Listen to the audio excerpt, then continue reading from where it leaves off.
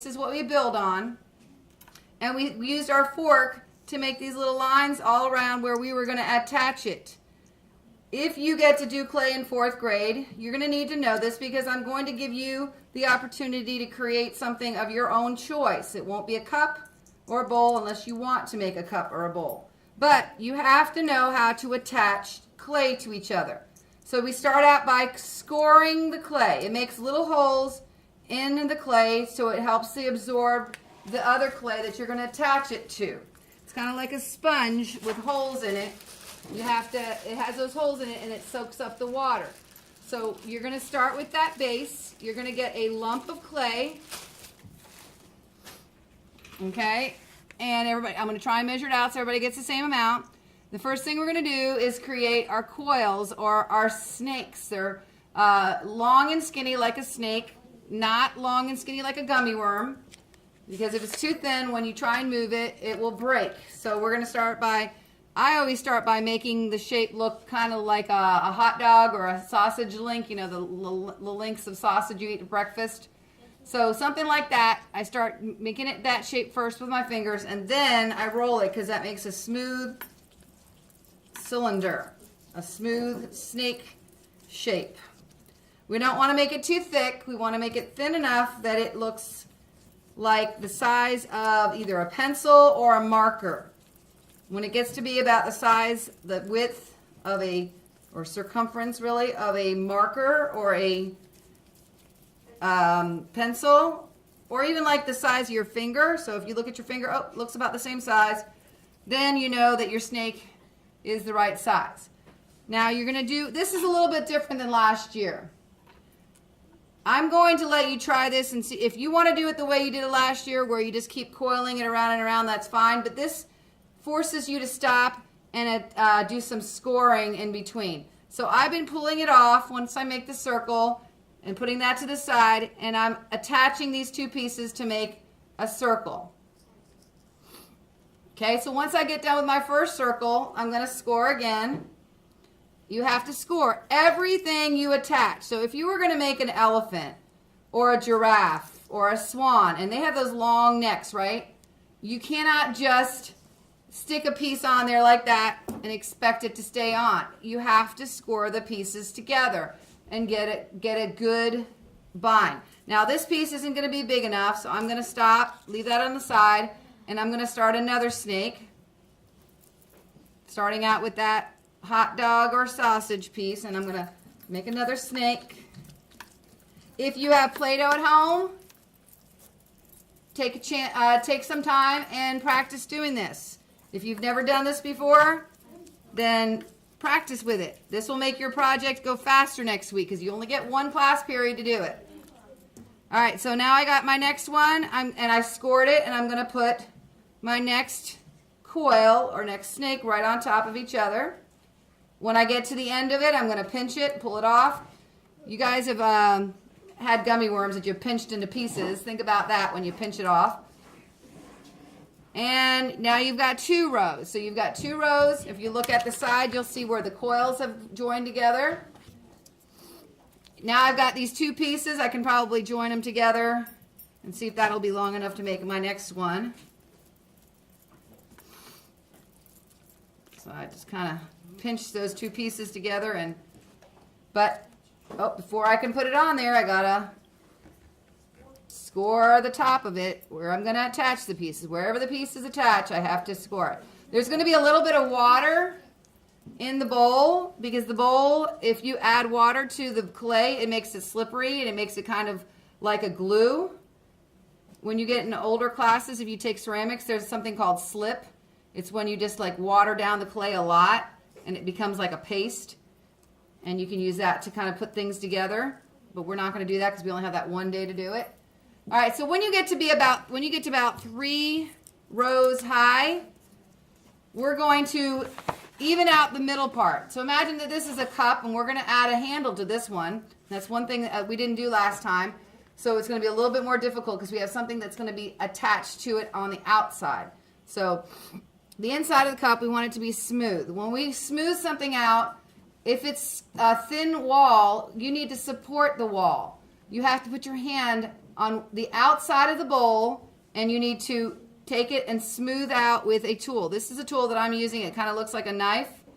So if you've ever like frosted a cake, you're going to just be rubbing the outside, the side, or the inside, I mean, of the bowl to smooth out where those lines are. So if this was a cup that you were drinking, you would want to have a smooth inside so that if you had, like, say, soup or something, you wouldn't want your soup to get stuck in those little holes that you make.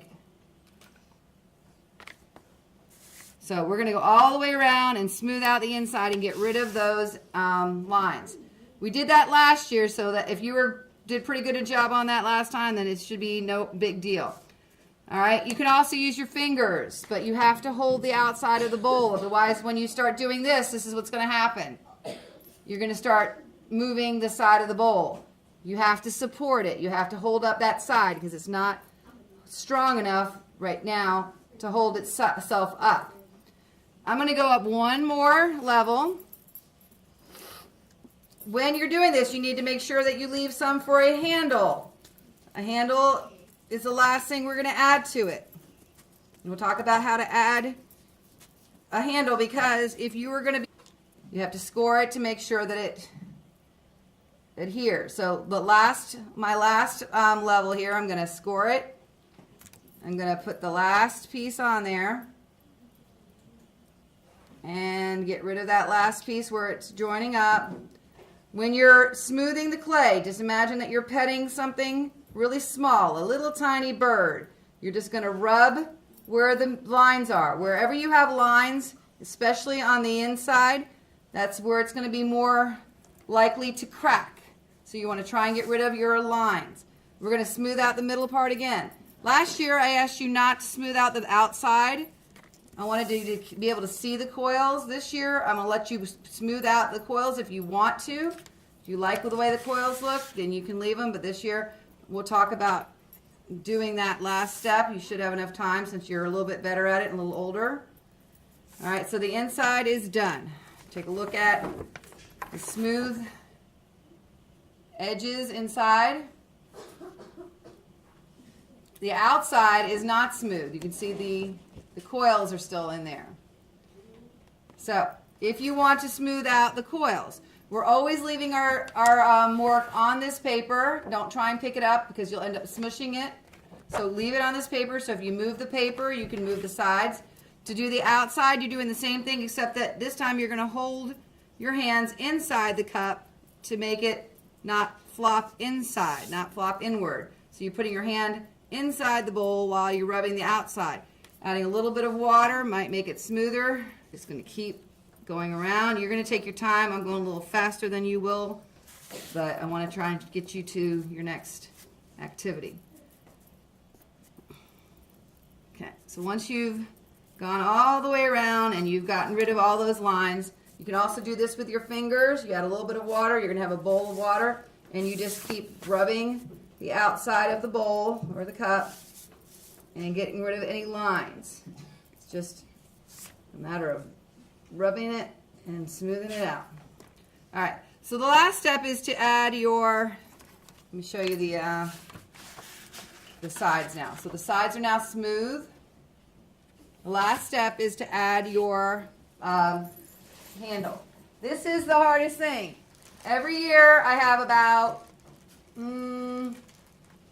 one in every 5 people's cups that their handles fall off. So if your handle falls off, I'm sorry, there's nothing I can do about it. Because once they've popped off, I cannot fix it. It has to go through the kiln with the handle, or it just won't have a handle. So pay close attention, because I'm going to give you some tips, some ideas on making yours so that it doesn't fall off. You're going to make the shape of your handle. If you want your handle to be a special shape, let's say I want it to be a little flat on one side and, I don't know, just whatever kind of shape you want it to be. It could be round just like a regular one, or it can be flat on the outside.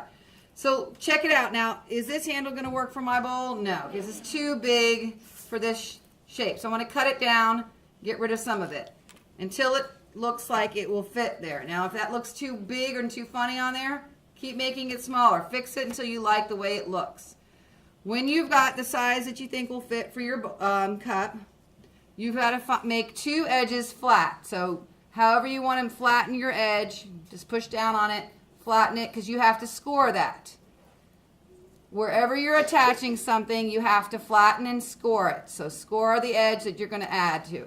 Decide where you're going to put it on your cup.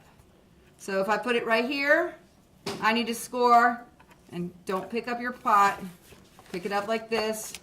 Score it on the two sides that you're going to put it. I'm going to glue it here and here. So I'm going to score the sides that I'm pushing it into and the actual. There's a line. Can you see the line still? We want to get rid of that. So we're gonna smooth out the clay and eliminate the line. We want it to be a solid piece of pottery.